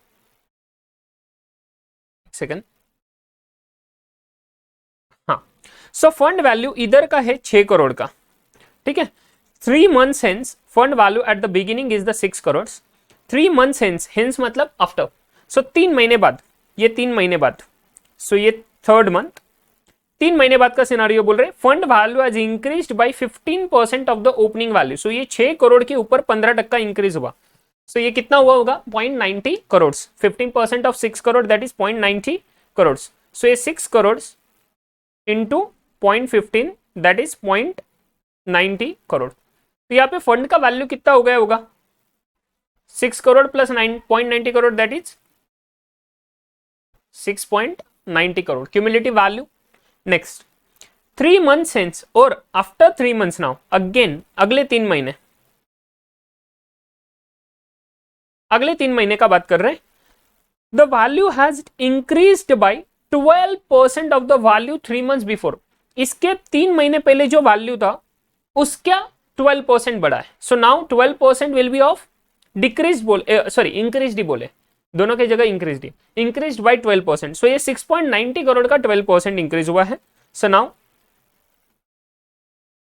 6.90 करोड़ इंटू 0.12, सो ये कितना हुआ होगा 6.90 इंटू 0.12, 0.828 करोड़। ठीक है, सो अभी 6.90 प्लस 0.828 करोड़ 7.728 ये बनना चाहिए मेरा फंड वैल्यू। बट आगे कुछ बोला है, at that time there was an outflow of the 1 crore by way of dividends. But जैसे ही सर ये फंड वैल्यू 7.728 करोड़ हुआ, यहां पे कुछ आउटफ्लो हुआ, इसके बाद में कुछ आउटफ्लो आया, outflow for the mutual fund company, outflow in the form of dividend. तो मतलब इन्होंने डिस्ट्रीब्यूट करा डिविडेंड ऑफ 1 करोड़। सो ये 1 करोड़ डिस्ट्रीब्यूशन करने के बाद मेरा फंड का वैल्यू कितना रहेगा, देन सर वैल्यू रह जाता है मेरा 6.728 करोड़। ठीक है, नेक्स्ट 3 मंथ हेंस, और अगले 3 महीने की बात कर रहे हैं, तो ये डायरेक्टली मैं ना इधर ही ले लेता हूं अभी। ठीक है, अगले 3 महीने बाद the value has decreased bye, रुको और 3 महीने आने वाले, सो इसको प्रॉपर पहले जितना ही टाइमलाइन बना लेते हैं, 3 महीना एंड ये लास्ट वाला 3 मंथ, तो 12 महीने की बात कर रहे हैं। सो ये नेक्स्ट 3 मंथ्स में ये वाला देखो, 3 months hence the value has decreased bye 10% of the value 3 months before. तो ये 3 महीने पहले जो वैल्यू था उसका 10% डिक्रीज हुआ है, उसका 10% डिक्रीज हुआ है। सो अगर यहां पे मैं ये वैल्यू लू तो डिक्रीज आएगा, या ये वैल्यू लू, कौन सा वैल्यू लेना चाहिए, यहीं पे डिफरेंस है, यहीं पे डिफरेंस है। तो अभी सबसे पहले तो नॉर्मल देखा, लॉजिकल देखा, तो time weighted rate of return, जब मैं बोलूं तो नॉर्मल सिंपल सिनारियो है, यहां पे कोई दिमाग ही नहीं लगाना। तो यहाँ पे डायरेक्टली सर ये एक्चुअल में मेरा फंड वैल्यू इतना है ना, इसका 10% क्या हुआ है, डिक्रीज हुआ है। सो 6.728 करोड़, 6.728 करोड़ इंटू 0.10, तो मतलब 0.678 करोड़। ये क्या है मेरा डिक्रीज इन वैल्यू, ये डिक्रीज है। ठीक है, सर नाउ मेरा फंड का वैल्यू कितना बनेगा, 6.728 माइनस, नहीं तो इंटू 0.90 कर दो, 6.0552, 6.0552 करोड़। ये मेरा फंड का वैल्यू बना इस लास्ट के 3 मंथ में। And then during the last 3 months, अगले नेक्स्ट लास्ट 3 महीने में the value of fund has increased by ₹1 crore. तो यहां पे तो एब्सोल्यूट वैल्यू बोल दिया, कोई परसेंटेज नहीं, तो 6.0552 crore plus 1 crore, that is 7.0552 crore. ये मेरा वैल्यू बन गया। क्लियर? तो this is what my ending value of the fund. General scenario में ये मेरा एंडिंग वैल्यू है, ये मेरा बिगिनिंग वैल्यू है।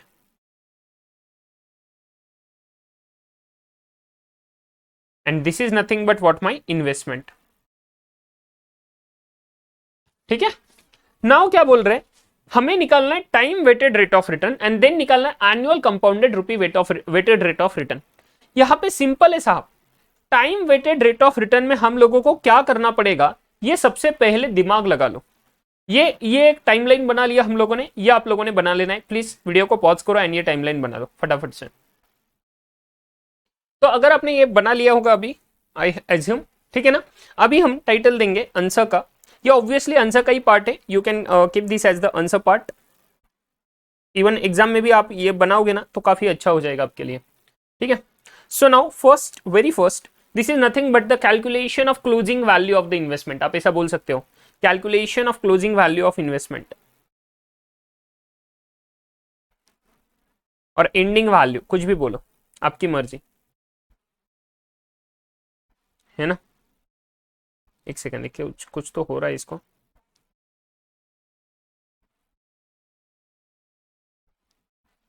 एक मिनट है, मैं होल्ड। हाँ, ये देखो, कैलकुलेशन ऑफ क्लोजिंग वैल्यू और एंडिंग वैल्यू ऑफ इन्वेस्टमेंट, ये सबसे पहले मैंने किया। अभी नाउ नेक्स्ट पार्ट आता है मेरा, नेक्स्ट पार्ट आता है, देखो, time weighted rate of return.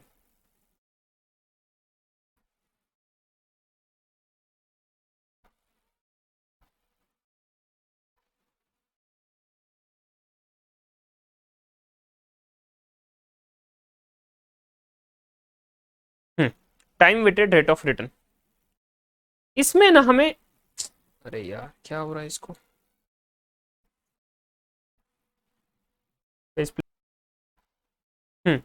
Time weighted rate of return, इसमें हमें ना क्लोजिंग वैल्यू की जरूरत पड़ती है after ignoring the cash outflow, मतलब डिविडेंड की। ठीक है, so ignore,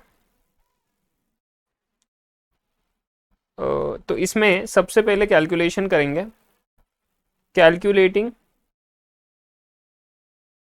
of ending value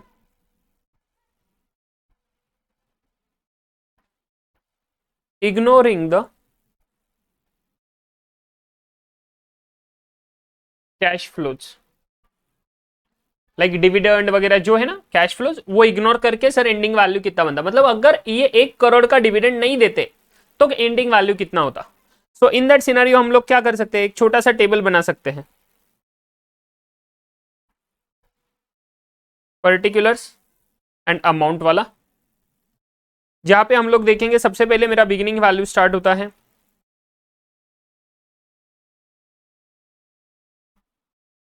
6 crore से, उसमें मेरा क्या हुआ था, 10%, 15% इंक्रीमेंट हुआ था, एप्रिसिएशन 15%, बस डिविडेंड वाला एडजस्टमेंट इग्नोर करना है।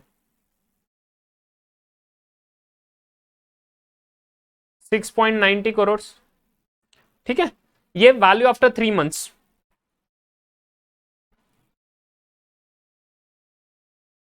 फर्स्ट 3 मंथ्स, देन इसमें और 10% का इंक्रीमेंट है, if I am not wrong 12% का एप्रिसिएशन एट 12%। सो 6.90 का 12% कितना हुआ, 0.828 करोड़, यहां तक कुछ दिक्कत नहीं है। ठीक है, बट यहां पे बस आपने 1 करोड़ का आउटफ्लो नहीं लेना है, तो ये नंबर कितना बन जाएगा, 7.728 करोड़, एंड मानना है कि यहां पे कुछ आउटफ्लो गया ही नहीं, सो वैल्यू आफ्टर 6 मंथ्स।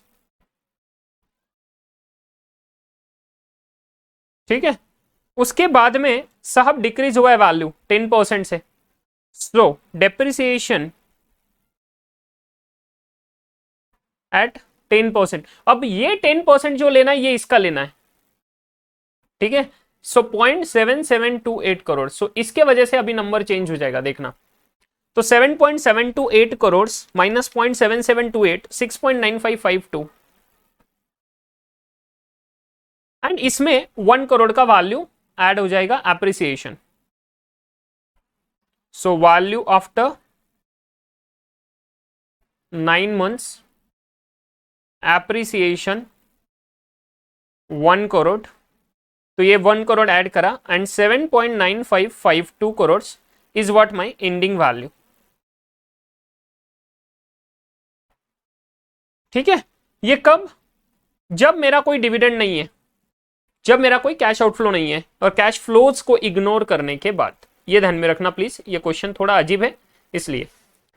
ठीक है, time weighted rate of return में पहले तो इग्नोरिंग कैश फ्लोज, आप कैश फ्लो निकाल लोगे, एंडिंग वैल्यू निकाल लोगे, you will get that 7.9552, and now इसका रिटर्न निकालो कितना बनता है। सो ये पहला कैलकुलेशन हुआ, calculation of ending value. Now return, मतलब वो बोल रहा है म्यूचुअल फंड को एक्चुअल में रिटर्न कितना मिला होता,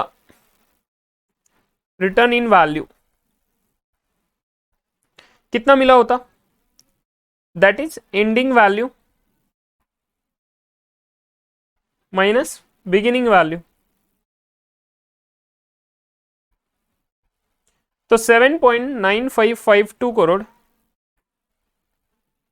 माइनस 6 करोड़, तो 1.9552 करोड़। ठीक है, एंड इसी का मैं परसेंटेज में निकाल लू तो return in percentage,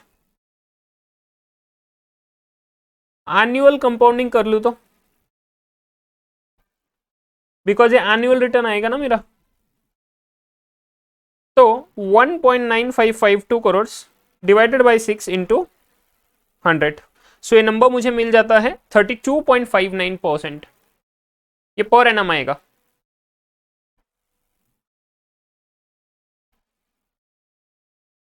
%32.59 per annum आएगा।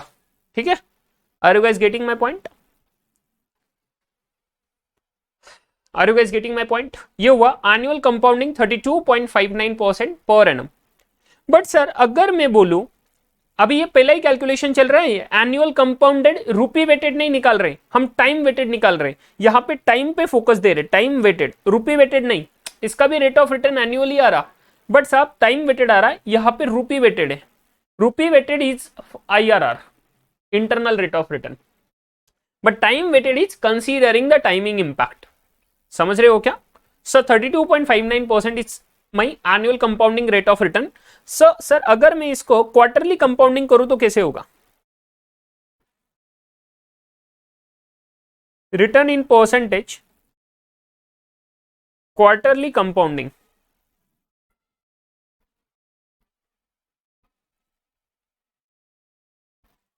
मतलब क्या होता, पहले क्वार्टर में मेरा वैल्यू होता है 6.9 करोड़ डिवाइडेड बाई 6 करोड़, तो ये मेरा परसेंटेज देगा मुझे 6.9 डिवाइडेड बाई 6। ये हुआ मेरा पहले क्वार्टर का इंपैक्ट। सही है। नेक्स्ट कंपाउंडिंग करना है तो मल्टीप्लीकेशन करो। नेक्स्ट का वैल्यू क्या होता है 7.728 करोड़ डिवाइडेड बाई 6.9 करोड़, क्योंकि मुझे डिविडेंड का कैश फ्लो इग्नोर करना है, divided by 6.9 crore. But now ये फर्क पड़ेगा, वो बोले एनुअल क्वार्टरली कंपाउंडिंग कर रहे हैं, डिविडेंड का कैश आउटफ्लो इग्नोर कर दिया, बट क्या आपके पास में सच्ची में उतना वैल्यू है क्या? Value after 9 months? No, actual में value after 9 months is this one, 6.0552 crore. तो ये वैल्यू लो ना, 6.0552 करोड़। एक्चुअल में वैल्यू कितना है 6.0552 करोड़ डिवाइडेड बाई आपका जो वैल्यू था 6.0552 करोड़, ये इसके पहले वैल्यू कितना था 6.0552 करोड़, 6.728 करोड़, 6.728 करोड़, ये फर्क है। तो यहां का 7.728 नहीं लेना, क्योंकि मैंने इग्नोर किया ना पहले तो इग्नोर किया सेकंड क्वार्टर में, बट थर्ड क्वार्टर का एक्चुअल नंबर्स क्या है, एक्चुअल, वो मेरे लिए मैटर करता है। सही है, तो इसीलिए ये चीज ध्यान में रखना please. And last one now, actual numbers क्या है मेरे 7.0552 डिवाइडेड बाय 6.0552।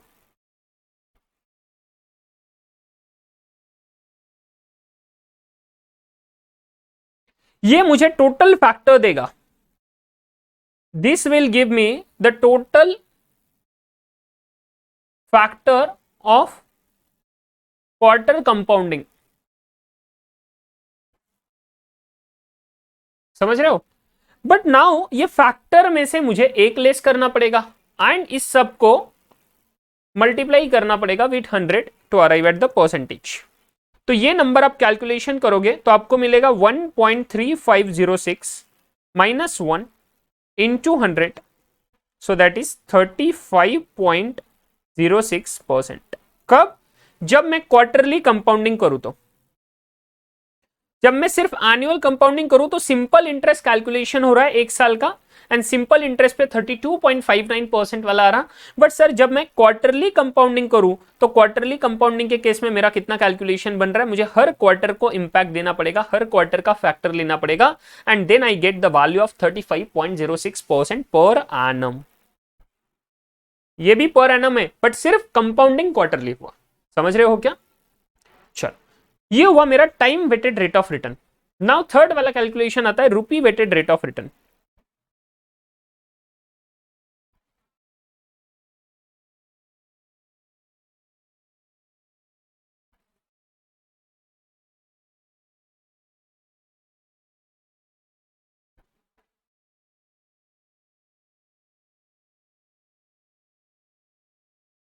यहां पे लिख के ले लो नोट,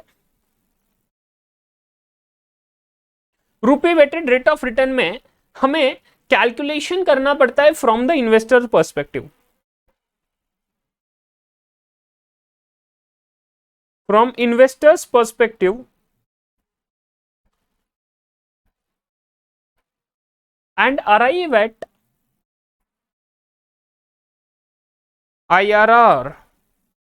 एंड IRR क्या होता है मेरा, the rate at which NPV is 0।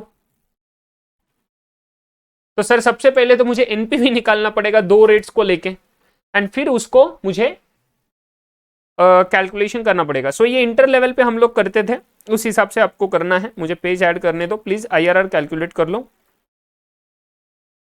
So that आपको ध्यान में आना चाहिए। IRR कैसे कैलकुलेट करते हैं? सो IRR कैलकुलेट करने के लिए सबसे पहले तो मुझे रिटर्न इन परसेंटेज लगेगा।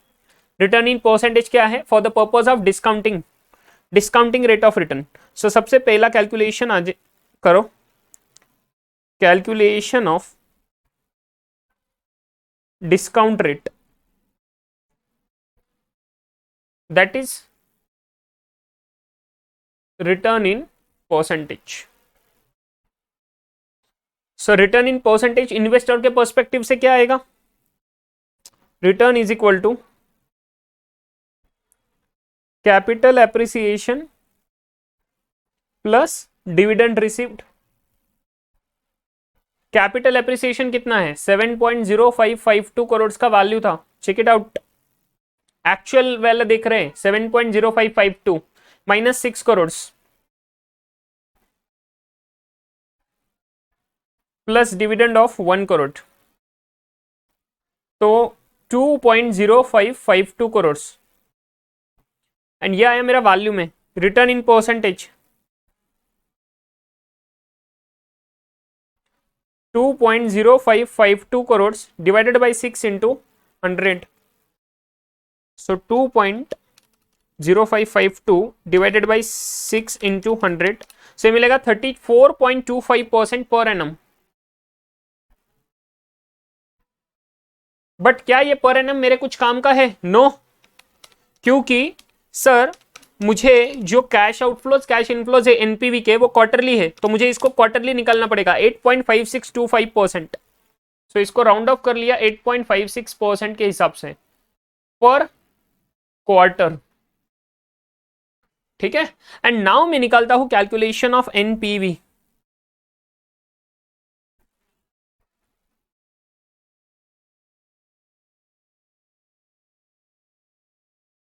With quarterly cash flows.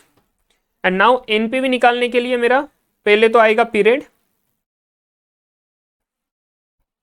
ये हम बचपन में करते थे इंटरमीडिएट लेवल पे, तो वो करना कैश फ्लोज,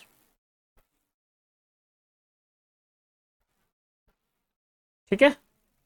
दो रेट्स लेना नाउ, एक अप्रोक्सीमेट रेट आता है मेरा, इसके आसपास आना चाहिए ना 8.56% पर क्वार्टर, इसको डिस्काउंट रेट ना बोलो, अप्रोक्सीमेट डिस्काउंट रेट ऐसा बोल दो। तो अभी इसके पहले वाला एक ले लो 8%, डिस्काउंटिंग फैक्टर एट 8%, एग्जैक्ट तो इतना नहीं बनेगा, देन DCF आएगा, then discounting factor at 9% and इसका DCF आएगा, डिस्काउंटेड कैश फ्लो, ठीक है। सो Q1 Q2 पहले 0th पीरियड लेना पड़ेगा मुझे, देन 1 2 3 एंड 4, ठीक है। सो 0th पीरियड पे मेरा इन्वेस्टमेंट कितना है? 6 लाख रुपए, 6 करोड़ रुपए।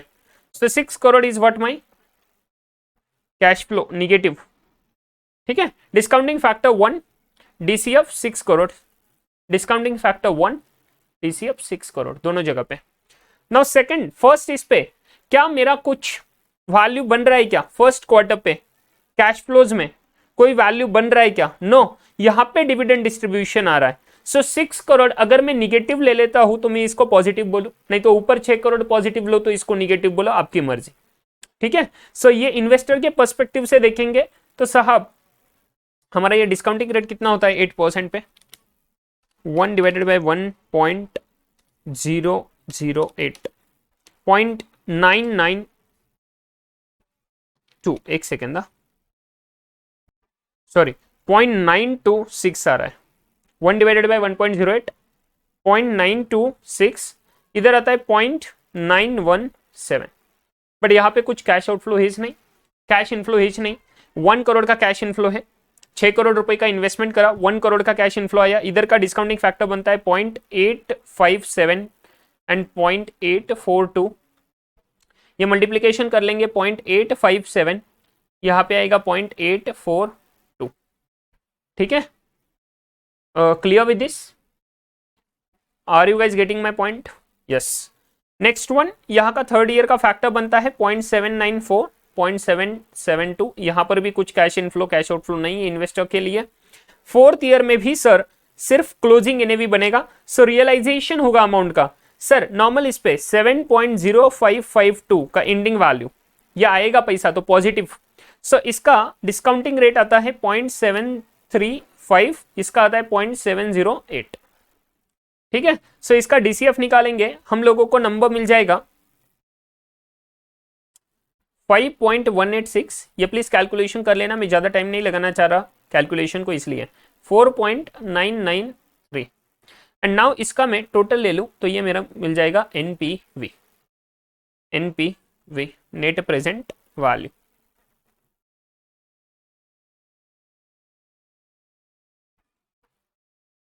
ठीक है, सो एनपीवी का नंबर मुझे मिलता है, एनपीवी सबसे पहला NPV at the rate of 8% मुझे मिलता है 0.043, यहां पे मुझे मिलता है निगेटिव 0.165, अभी इसको करो साहब टाइमलाइन के हिसाब से, हम लोग कैसे करते हैं आपको याद है, मैं इंटरमीडिएट लेवल पे ऐसे पढ़ाता हूं, ये 0 निगेटिव वाला पॉइंट,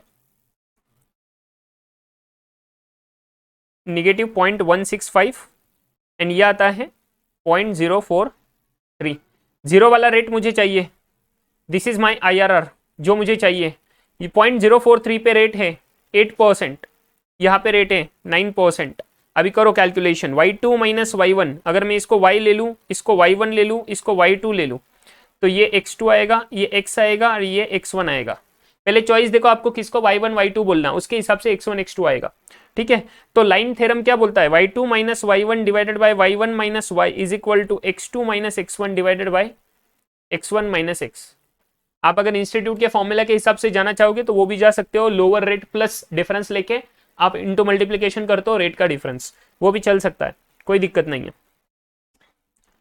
बट मैं अगर इस तरह से करूं तो मेरा कैलकुलेशन बनता है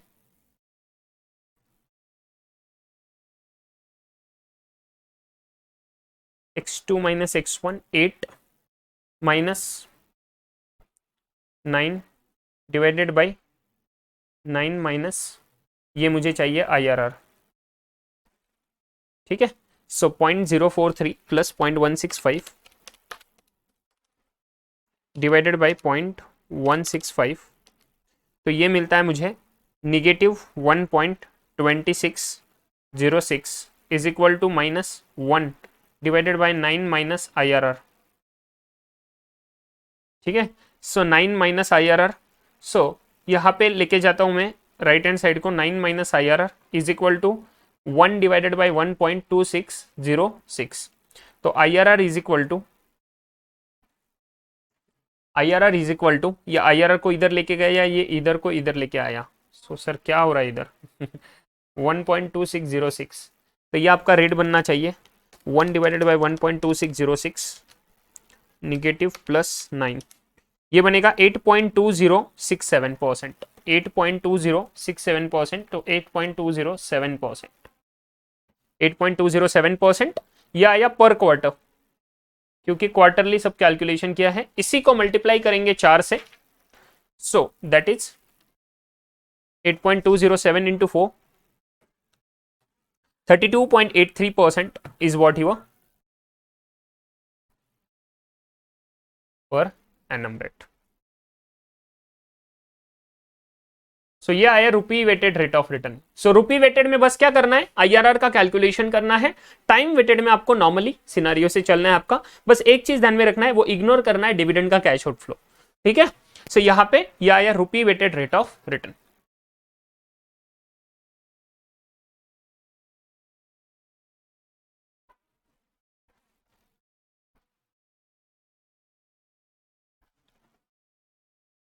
ठीक है। सो this is how the illustration number 25 is done, 26 is done, sorry. ठीक है, आई होप आप लोगों को समझ गया। ये प्लीज रिवाइज करना, थोड़ा पीछे जाके फिर से रिवाइज कर लेना पूरा की पूरा question. I hope you guys are clear. ठीक है, चलो नाउ मैं आगे बढ़ता हूं इलस्ट्रेशन नंबर 29 की तरफ। हम ऐसे करते गाइस, ये लेक्चर काफी बड़ा हो जाएगा। सो इलस्ट्रेशन नंबर 29 एंड 30 नंबर, ये दोनों क्वेश्चन नेक्स्ट लेक्चर में डिस्कस करके फिर मॉर्निंग स्टार इंडेक्स को हम लोग स्टार्ट कर देंगे, उसके 2 इलस्ट्रेशन करेंगे। ठीक है, सो इस हिसाब से गाइस हमारे ये 4 क्वेश्चन के साथ ही खत्म हो जाएगा ये चैप्टर। ठीक है, तो प्लीज ट्राई करना कि आप लोग ये 29 एंड 30 को ट्राई करें अपने एंड पे, है ना, जितना आपको समझता है ड्राफ्ट लेवल पे। बाकी कुछ ज्यादा दिक्कत नहीं आएगा, एनीवेज क्वेश्चन ज्यादा कुछ डिफिकल्ट नहीं है। ठीक है, सो हम लोग 29, 30 and then morning star index के 2 क्वेश्चन जो है 25 and 20 sorry 25 and 20 23 and 24 number, ये दोनों क्वेश्चन हम लोग, ये 4 क्वेश्चन जो है टोटलिटी में, वो हम लोग नेक्स्ट लेक्चर में डिस्कस करेंगे। ठीक है, सॉरी आवाज कम आया होगा, माइक निकल गया था। सो मैं बात कर रहा था ये जो रिमेनिंग 2 क्वेश्चन है 29, 30 एंड 23 एंड 24, अगर किसी को सुनाई नहीं दिया होगा तो ये 4 क्वेश्चन हम नेक्स्ट लेक्चर में डिस्कस करेंगे। सो दैट हमारा ये लेक्चर काफी बड़ा हो चुका है, so that is the reason. Okay, I hope you guys are clear, आप लोगों को समझ गए होगी सब चीजें। अगर कुछ दिक्कत हो, शंका हो, सवाल हो तो प्लीज लेट मी नो। अच्छे से ध्यान रखना अपना खुद का, अपने फैमिली का। Be positive, be confident, take care. मिलेंगे नेक्स्ट लेक्चर में, तब तक के लिए गुड बाय।